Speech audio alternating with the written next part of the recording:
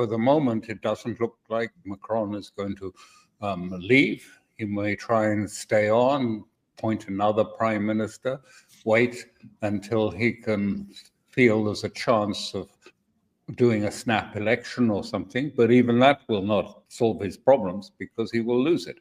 No, this is part of the serious crisis. I mean, here in Italy last Friday, I mean, the whole country closed down, completely closed down, ostensibly in support of the Palestinian. And that was real, supporting the Palestinian flotilla. But also it was about the state of the country. And there were in the papers and the newspapers, they were talking about, you know, we can't go on when people are broke by the third week in the month, which is the case here. So, I mean, you know, and everything was shut. There were no trains, no buses, nothing. And nationwide, I'm sure you haven't seen it in any of your newscasts or anything, but the same is happening in other parts of Europe too. And together, I mean, you know, what's happening in Palestine is symptomatic for many people of the failure of the leadership of the elites in Europe. Well, I was really orientating this much more to the United States in the second Trump term, that various strands of the leadership, and I'm talking about the tech brothers from Silicon Valley, the Israeli leadership there, the Jewish oligarchy, and the Trump team have changed completely the political doctrine. The old doctrine, you know, the rules-based order, is gone because they're not obeying the rules. They're actually tearing up the rules-based order. They are ignoring law. They're ignoring actually moral precepts, norms of, if you like, how to handle prisoners or how to handle war. All of this is being torn up, thrown in the air in order to try and bring about, if you like, a new dominance of the United States across the Middle East and also in South America, in Venezuela. So everything is being thrown in the air and law is ignored, norms are ignored, and this is a new doctrine that is being pursued in order to, if you like, bluster the way to dominance or ultimately to use military force to create submission, because dominance is about submission.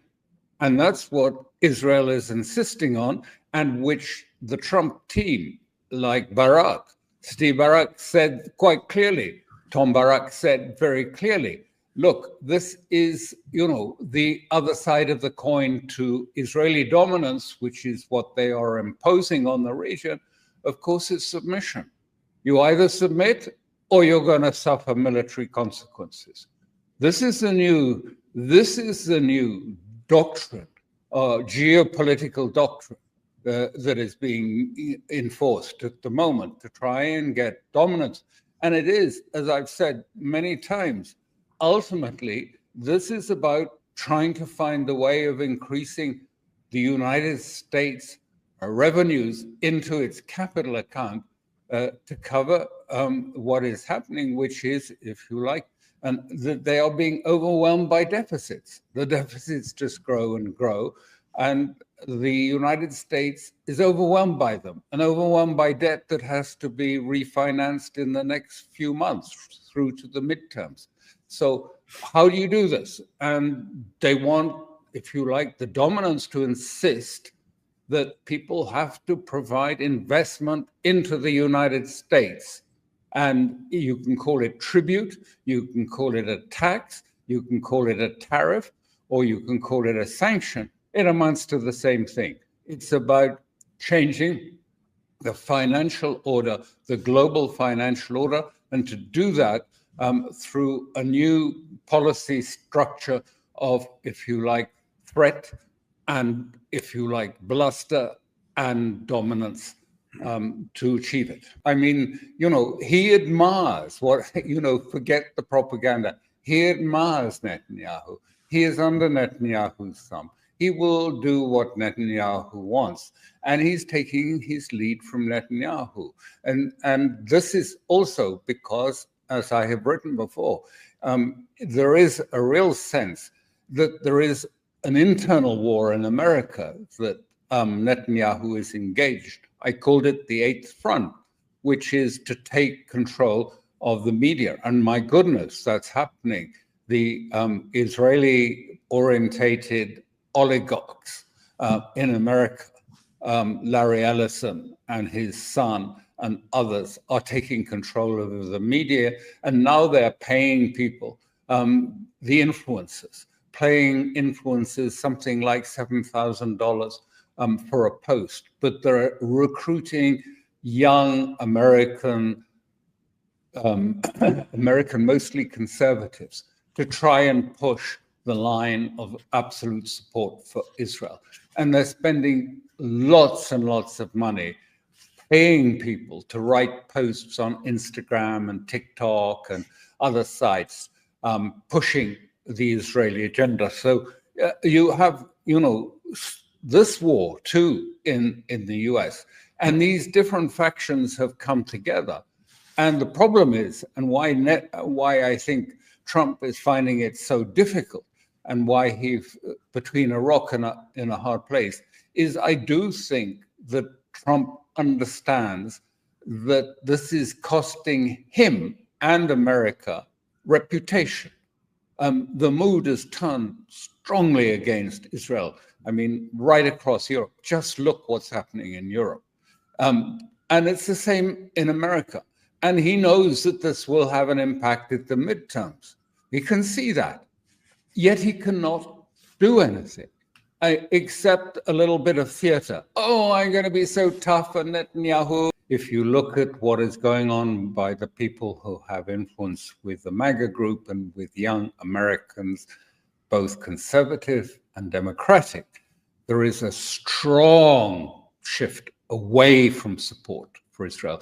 And more than just away from Israel, antagonism to the idea that America has got to be led in Israel to these things, such as Gaza or an attack on Iran. And it's going to get, I think, quite bitter, because the Zionist leaders are, and Steve Miller and also Kellogg and all the others are very tough and saying, they've got to support Israel, got to support Israel. If they don't, there will be consequences. There is quite a famous Goldman who was the editor of Asia Times, and not so long ago, well, a little while ago, he went to one of these secret closed-door meetings with American politicians, intelligence chiefs, and military. And it was talking about Russia and Ukraine. And they all produced these ridiculous statistics about how Russia is about to collapse and is losing, 1 million men. And he said to them, this is all BS. This isn't true at all. You know it. And he said, the stark fact was, of course they knew it. They still said it because they just could not come to accept that America would no longer be given the orders in the world. And they couldn't accept that. So they went on saying the things that they know were untrue. And I think that's what we're seeing about Iran. They're saying, oh, it'll collapse, it'll be easy. They know that there are going to be problems. I'm sure there are Israelis that understand that, but they can't say it. You're not allowed to say that. That is like treachery to say that that America and Israel acting together is not strong enough to completely obliterate Iran. How could you say that? That's unacceptable. So they don't say it.